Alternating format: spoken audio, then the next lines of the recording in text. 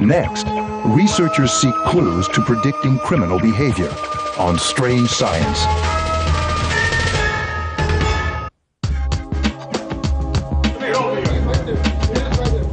Crime. It shatters families, destroys property, snuffs out precious lives, and costs billions every year. What if there was a way to prevent crime before it happens? Not with sophisticated alarms or anonymous informant programs, but by detecting the signs of future criminal behavior in children. What is the mysterious link between behavior and biology? Are some of us destined to become criminals? Cutting-edge genetics, psychology, and behavior research is pushing the envelope into uncharted and often controversial new areas. There have been many attempts to read a person's character through physiological traits. In the early 1800s, Austrian physician Franz Joseph Gall popularized phrenology. In this controversial system, Gall believed external sections of the skull reflected internal brain functions, which were in turn tied directly to personality. By reading the bumps and depressions on a person's skull, Gall claimed to be able to determine that person's character, and even their tendency towards criminal behavior. Even though phrenology was dismissed as pseudoscience by the early 1900s, Gall's belief that various mental functions are located in specific parts of the brain was later proven to be correct. With the advent of genetics in the 20th century, scientists began seeking hereditary links between children and antisocial behavior. Dr. Laura Baker is a behavioral psychologist at the University of Southern California. One of the most convincing pieces of evidence for genetic influence in criminal or law-breaking behavior comes from a study of 14,000 adoptees in Denmark. These are adoptions that took place in the earlier part of the century. The court records of these adoptees were examined while they were adults, along with the court records of both their adoptive and their biological parents. And for the adopted sons in particular, the risk of becoming convicted of a petty crime was increased by 1.5 times if the biological father himself had been convicted of a crime, which suggests the importance of genetic factors in law-breaking behavior. The data also pointed to another interesting conclusion. Genes weren't the only indicator of criminal tendencies.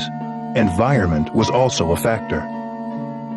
The greatest risk of all to the sons was presented when both the biological and the adoptive father had been convicted of a petty crime. So this study suggests very much that genes and environment might interact in a kind of synergistic fashion. Separating a person's hereditary character traits from those that are determined by their environment has led Dr. Baker and her colleagues to study the criminal behavior patterns of identical and fraternal twins. Identical twins come from a single fertilized egg and share the same gene coding. Fraternal twins, although born at the same time, come from separately fertilized eggs and are no more closely related genetically than siblings of different ages. Each set of twins in the study was raised in the same household. If identical twins are more similar in the way they behave compared to fraternal twins, this would suggest the importance of genetic factors. Twin police detectives David and Dennis Herrera discuss how genetics may have influenced their career choices.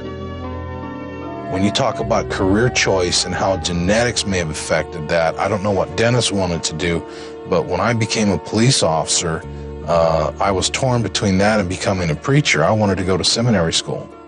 That was one of the things I was considering doing. So did I. I didn't know you had that. I didn't discuss it with you, but that was what I thought of doing. In the case of criminal behavior, Dr. Baker's studies have suggested that twins often act alike. The widely publicized case of Gene and Sonny Hahn provides a telling illustration.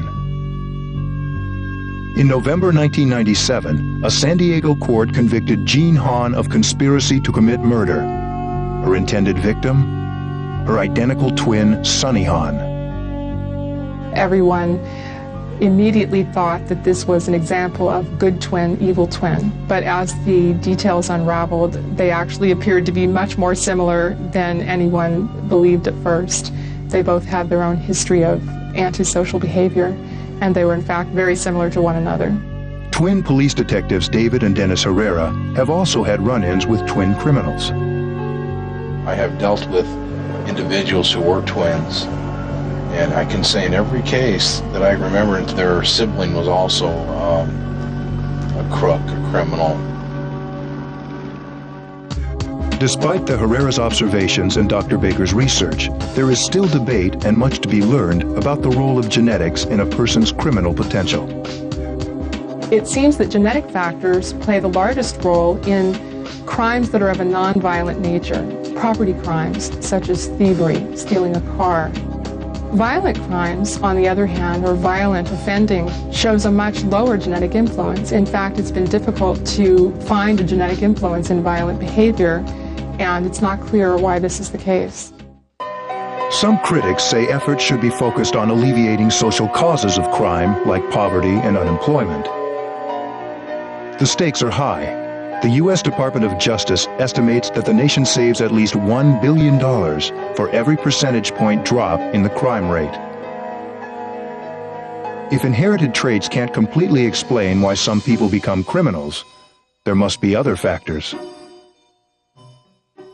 Environment was the basis of a second landmark Danish study of 4,000 boys born in a Copenhagen hospital between 1959 and 1961.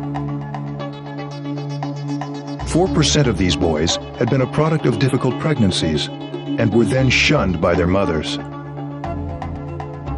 30 years later, researchers at the University of Southern California searched Danish police records and discovered an amazing correlation between the 4% group and crime.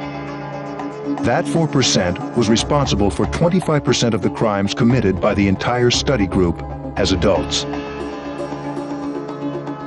Were there other, even simpler warning signs of future criminal behavior just waiting to be discovered? One of the most unlikely predictors was uncovered by Dr. Adrian Raine, a British psychologist. In a study of 1,800 children from the Indian Ocean island of Mauritius, Raine discovered that children who had a lower heart rate at age 3 were more than twice as likely to show aggressive tendencies by age 11 than those children with normal heart rates. Why would kids with lower heart rates be more likely to turn out aggressive? Raine speculates that a lower heart rate could reflect fearlessness and a desire to seek out excitement for stimulation. Dr. Baker's research seems to agree. Both skin conductance and heart rate are measures of arousal. One theory suggests that people who are under-aroused, that is, individuals that show low levels of skin conductance and lower than expected heart rates, these under-aroused individuals may engage in antisocial behavior simply because they're trying to stimulate themselves. But seeking stimulation and excitement can mean many things, from sports to rock climbing to video games.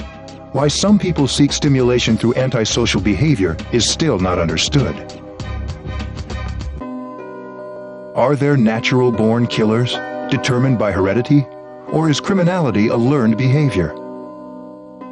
If we want to try to reduce violence in our society, it behooves us to understand the exact causes of violence, whether they be genetic or environmental or a combination of the two. Although heated debate continues to swirl around those seeking to identify potential criminals, all agree that reducing crime and violence are crucial issues that deserve further scientific research.